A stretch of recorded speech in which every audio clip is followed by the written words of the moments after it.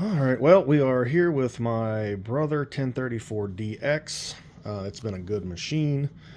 It's held up really good. I've put this thing through the ringer. Like, I'm on it every day, and I put some heavy materials through it sometimes. But I think the gear in it broke previously, and I put up a video about that. The gear that connects to this spindle arm here.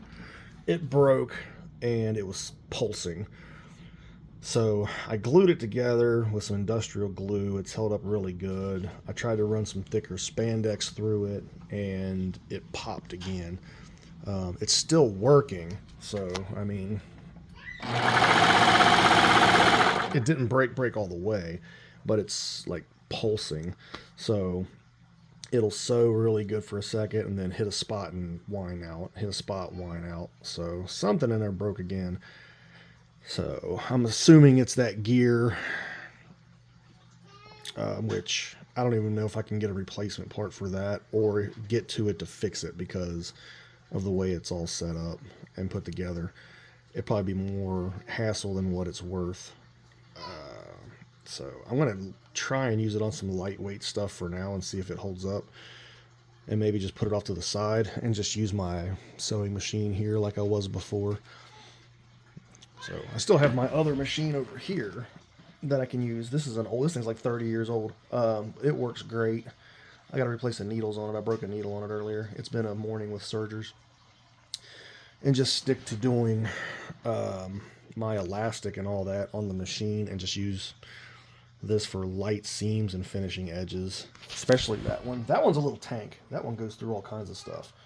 Especially if you kind of take your time with it. It works really good. It doesn't have a differential feed on it, so doing stretchy stuff or elastic can be a little weird. But for finishing edges and everything, it's a great machine. And then we got our other Juki one here. That's Carissa's machine. But I think for now, I'm probably going to end up shelving this one and just making everything on the sewing machine.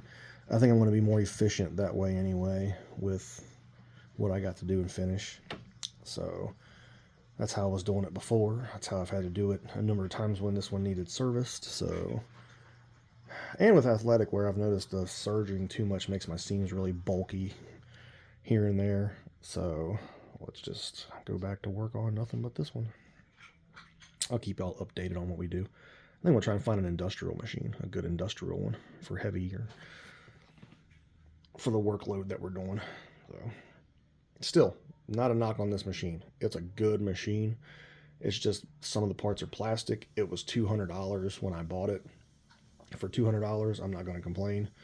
I've got a good year and a half out of it, if not longer, and thousands of hours on this thing probably. So still a thumbs up. It's still a good machine. I still recommend it highly. Just keep it clean, keep it oiled, and keep it for light to medium weight stuff. Don't try and run nothing crazy through it.